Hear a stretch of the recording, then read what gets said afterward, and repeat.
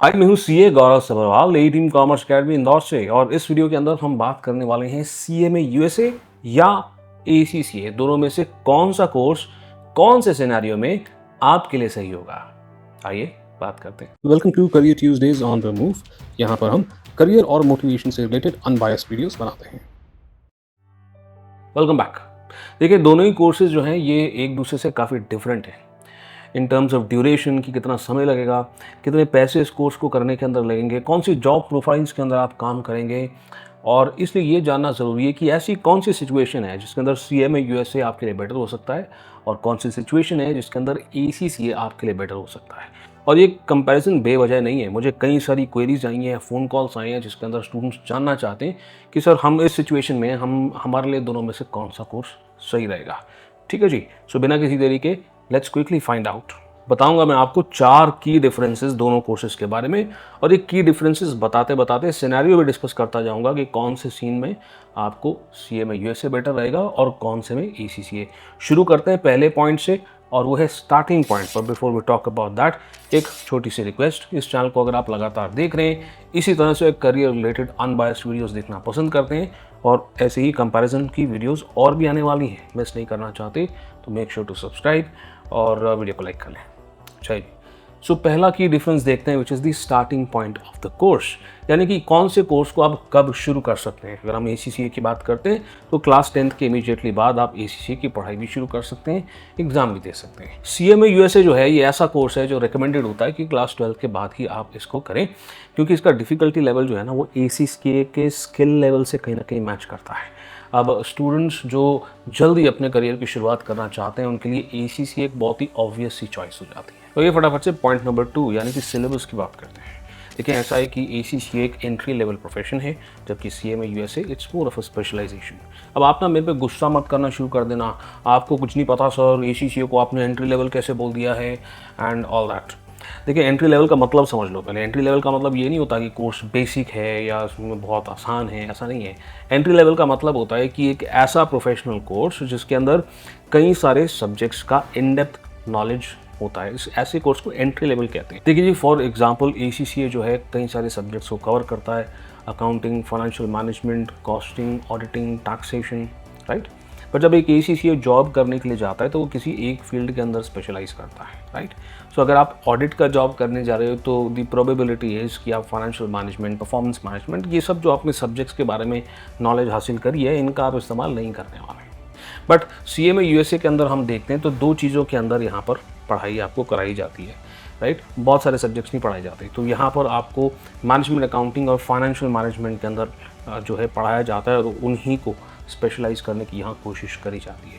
हाँ, इसमें थोड़ी बहुत अकाउंटिंग भी कवर होती है, बट वो इसलिए कवर होती है ताकि आप फाइनेंशियल स्टेटमेंट्स को समझ सकें और उनका जो एनालिसिस है उसको समझ सकें, बिकॉज ये जो एनालिसिस वाला पार्ट है ये सीए में यूएसए के लिए इम्पॉर्टेंट है। और हाँ, कोइंसिडेंटली एक सीए में यूएसए को इस अकाउंटिंग नॉलेज की वजह से अकाउंटिंग जॉब्स भी मिल जाते हैं। बट फिलहाल आगे बढ़ते हैं। तो अगर आप US accounting, financial planning, analysis, roles, इन सब चीज़ों के लिए फोकस कर रहे हैं तो सीए में यूएसए ना आपके लिए बेटर ऑप्शन हो जाता है, क्योंकि वो इसके अंदर स्पेसिफिकली स्पेशलाइज करता है। और अगर आप ऑडिटिंग और यूके टैक्सेशन के अंदर जाना चाहते हैं तो ACCA would definitely be a better choice. और अकाउंटिंग के अंदर आईएफआरएस में जाना चाहते हैं तो एसीसीए, और अगर यूएस गैप या एआरएपी प्रोफाइल्स में जाना चाहते हैं, which I do not recommend, but अगर जाना चाहते हैं तो सीए में USA would serve you better. चलिए फटाफट से बात करते हैं तीसरे पॉइंट के बारे में, और वो है difficulty and duration of the course. इसमें कोई शक नहीं है, ACCA is fairly difficult to complete. इसके अंदर 3 लेवल होते हैं। शुरुआत में जो आपका नॉलेज लेवल है वो उतना टफ नहीं होता है, फिर जब आप स्किल लेवल पे जाते हो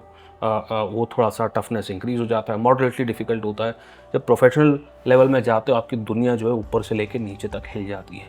जबकि सीए में यूएसए जो है हम कंपेयर कर सकते हैं एसीसीए के स्किल लेवल से, यानी कि डिफ़िकल्ट है, मॉडरेटली डिफ़िकल्ट है, एक्सट्रीमली डिफ़िकल्ट नहीं है।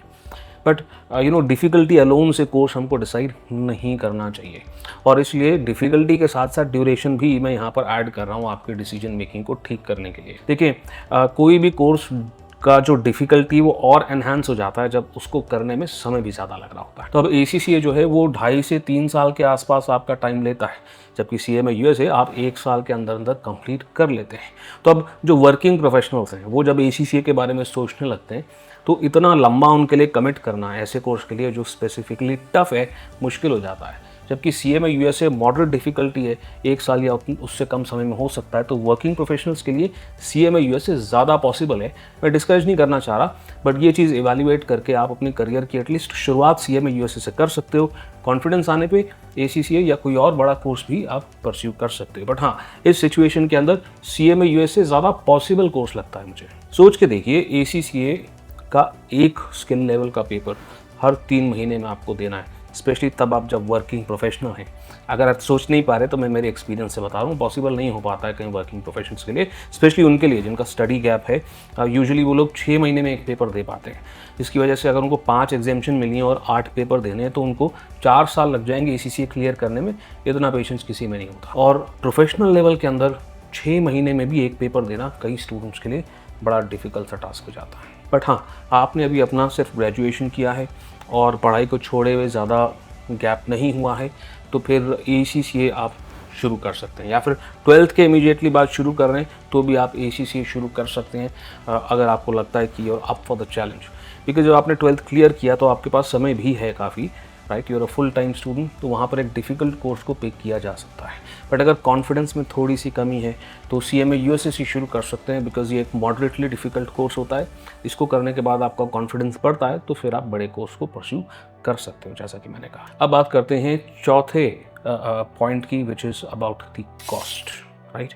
अब ऑब्वियसली दोनों ही कोर्सेज बहुत कॉस्ट इफेक्टिव है। ACCA के अंदर भी आप जितना खर्चा कर रहे होते हो, कुछ ही महीनों के अंदर आपकी पहली जॉब में वो रिकवर हो जाता है। And same goes with CMA USA। So return on investment में कोई डाउट नहीं है, बट फिर भी कई सारे लोगों के लिए एक्सपेंस मैटर करता है। ACCA जो है तकरीबन 2.5 गुना ज़्यादा एक्सपेंसिव है as compare to CMA USA। यानी कि जितना आप 100 रुपये लगाओगे अगर CMA USA में, तो आपका 250-300 रुपये ACCA कंप्लीट करने में लग सकता है। और वो तब जब आपका कोई रिपीट अटेम्प्ट नहीं हो रहा, यानी कि किसी पेपर में फेल आप हो रहे हैं और दोबारा देना पड़ रहा है, उसको हम कंसिडर नहीं कर रहे हैं। वो भी चीज़ अगर एडअप होती है तो ACCA can be quite expensive as compare to CMA USA। अब इसके अंदर कुछ रिडक्शंस भी, एग्जेम्पशंस की बात करते हैं। भाई आप अगर ACCA कर रहे होते हैं तो ACCA एग्जेम्पशंस देता है। अगर आप ग्रेजुएट हैं तो 5 पेपर आपको एग्जेम्प्ट हो जाते हैं, जिसके अंदर आपकी कॉस्ट जो है थोड़ी बहुत कम हो जाती है। बट इसके बावजूद अगर आप कंपेयर करते हो ACCA को CMA USA से, तो ACCA अभी भी CMA USA से कम 2 गुना ज़्यादा एक्सपेंसिव होता है, even after this 5 paper exemptions. अब यहाँ पे ना मेरे को पता है मुझे मिक्स्ड रिएक्शन मिलने वाला है। कई सारे लोग इस वीडियो को देख करके बोल रहे होंगे क्या फ़र्क पड़ता है सर, अच्छा कोर्स है, खर्चा कर लेंगे। But please understand, a huge section of our society are not that well off। और ACCA जो है उसका एक्सपेंस देख करके काफ़ी डिफ़िकल्ट लग सकता है। कई सारे स्टूडेंट्स एंटर करते हैं, बाद में पेरेंट्स को रियलाइज़ होता है नहीं हम अभी कॉस्ट मैनेज नहीं कर पा रहे, और इसके कारण मैंने कई स्टूडेंट्स को करियर गैप भी लेते हुए देखा है। And that's why I would recommend कि अगर फाइनेंशियल कंस्ट्रेंट है then go for CMA USA। उसको भी आप प्रॉपरली प्लान करो, उसके लिए फंड्स इकट्ठे करो और CMA USA करें, अगर फाइनेंशियल कंस्ट्रेंट बहुत ज़्यादा है तो। क्योंकि कोर्स जो है वो जल्दी हो जाता है, कम फंड्स रिक्वायर करता है। उस कोर्स को कंप्लीट करके अपने जॉब की आप शुरुआत कर सकते हैं। फिर आपके पास जब फंड्स इकट्ठे होते हैं तो ACCA या कोई और बड़ा कोर्स कर सकते हैं करियर में आगे बढ़ने के लिए। तो आइए फटाफट से अपनी बात को करते हैं कंक्लूड। देखिए, मैं स्पेशली इस कंपैरिजन के अंदर ना सैलरी को थोड़ा सा बाहर छोड़ रहा हूँ, है ना। इतना ज़रूर कह सकता हूँ कि ACCA CMA USA से इंडिया के अंदर तो काफ़ी ज़्यादा कमाता है। बट अगर एक CMA USA अपने स्किल सेट्स के ऊपर ध्यान रखता है तो ये अर्निंग का जो गैप है इसको CMA USA काफ़ी हद तक ओवरकम कर सकता है, और डिफरेंस जो है काफ़ी कम हो जाता है। And quite frankly CMA USA अगर आप 12th के बाद करते हैं तो आपके पास काफ़ी समय बचता है क्वालिफाई करने के बाद, और इस समय को आप स्किल डेवलपमेंट के लिए इस्तेमाल कर सकते हो। और इसी समय में अगर आपने ACCA शुरू किया होता तो आप सिर्फ ACCA को ही ख़त्म कर रहे होते, और स्किल डेवलपमेंट के लिए आपके पास कम समय बचता है इससे पहले कि आप जॉब के लिए जाएं। And that is one of the opportunities जिसके अंदर CMA USA करने के बाद ये जो इनकम का जो गैप है इसको आप कम कर सकते हो या क्वाइट पॉसिबली एलिमिनेट भी कर सकते हो। और वर्किंग प्रोफेशनल्स आपसे भी बात करूं तो ये बात तो आपको भी पता है, इसमें कोई डाउट नहीं है कि भाई हमारे पास समय भी कम होता है पढ़ाई करने के लिए और पेशेंस भी कम होता है किसी लंबे कोर्स को और टफ कोर्स को परस्यू करने के लिए, right. So you also make your decisions. और अगर आप ACCA के लिए जाना चाहते हो तो मैं डिस्करेज नहीं करता, जाओ आप, बट यू नो, आप ये जान करके जाओ कि ये टफ कोर्स है, इसमें ज़्यादा समय लग सकता है, मुझे पेशेंस रखना होगा। फिर अगर आप ये सोच करके कोर्स को परस्यू करते हैं, टाइम को मैनेज करते हैं, डेफिनेटली आप ACCA भी कर सकते हैं। फाइनली इसी सीरीज़ को मैं कंटिन्यू रखना चाहता हूँ। आप मुझे बताएं कि कौन से 2 कोर्सेज के बीच में आप डिफरेंस चाहते हैं। कमेंट के अंदर लिख सकते हैं डैश वर्सेस डैश कोर्स। अब मैं डैश बोल रहा हूँ, आप कोर्सेज के नाम लिख दें। या फिर आप कोई पर्टिकुलर कोर्स करने का सोच रहे हैं, कुछ ऑप्शंस आपके सामने हैं और आप मेरे से पूछना चाहते हैं कि भाई इनमें से मुझे कौन सा करना चाहिए, मेरा ये करंट सिनेरियो है। और कमेंट में लिख सकते हैं विच कोर्स एंड वाई, यानी कि कौन सा कोर्स के बारे में आप जानना चाह रहे हैं और क्या आपका सिनेरियो है, और वहाँ पर भी मैं आपकी मदद कर दूँगा डिसाइड करने में। अभी के लिए इतना ही। मैं यानी कि CA गौरव सभरवाल आपसे मिलता हूँ, बस राइट, अगली वीडियो में।